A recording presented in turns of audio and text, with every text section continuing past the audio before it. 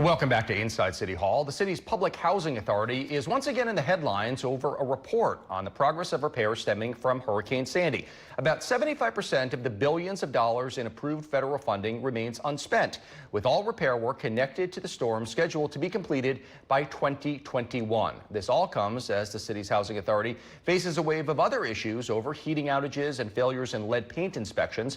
Here to talk more about all this is the person in charge of overseeing the Sandy-related repairs, Joy Cinderbrand, the Vice President for the Housing Authority's Recovery and Resilience Department. That department was created in the aftermath of Sandy. Thanks so much for being here. I appreciate it. Thank you for having me. So here's the report right here that you put out, and there are 60,000 NYCHA residents who are impacted by Hurricane Sandy directly at 33 developments.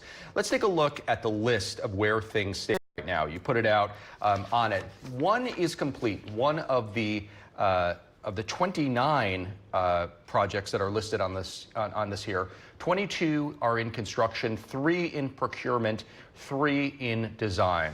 I guess first question, the list that you put in here is only 29 developments and there was 33 impacted. So Sure. What's with the other 4? Well, first of all, thanks so much for having me. It's really a thrill to be able to talk about this program. It's historical. NYCHA was awarded a record $3 billion FEMA grant for Hurricane Sandy repair and resilience work. This is the largest grant in FEMA history, and we're putting this grant as an investment at 33 developments. As you notice, some of those developments have actually been clumped together into projects. I see. And so that's why you'll see 29 projects and 33 developments. The one project that's complete was actually funded from a different pot of money. And so we were able to start it sooner than the developments that are funded under the 428 program, which is a FEMA capped grant program. People look at the pace. We're more than 5 years after the storm, and they think, or they might think, that it's taken too long.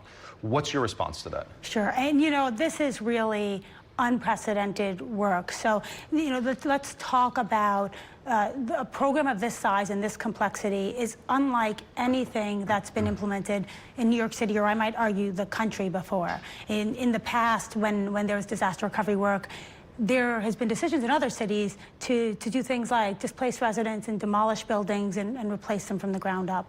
What NYCHA chose to do, and what was really critical for New York City, was retaining every affordable housing unit possible. That meant a much more complex design process.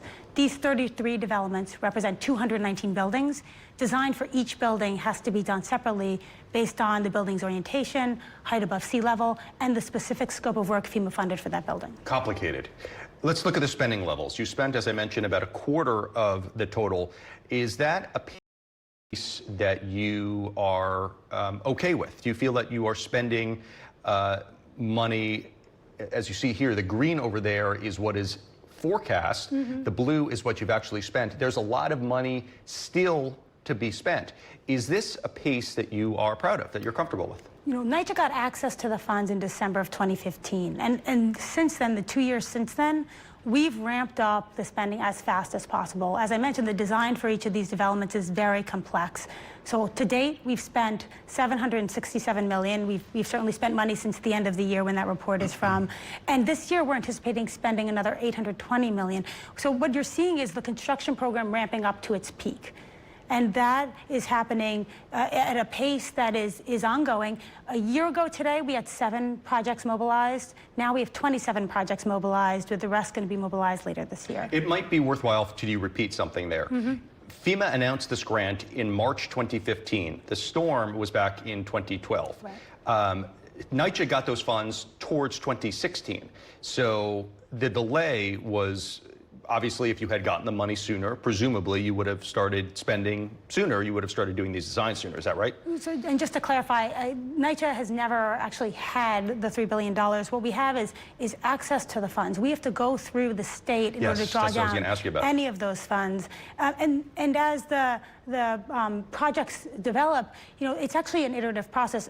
As we'd all like, there's oversight on spending tax dollars like this. And NYCHA has to work with the state and with FEMA for every design to make sure that it's in line with the approved scope of work. Is there any, you mentioned it's the State Division of Homeland Security and Emergency Services.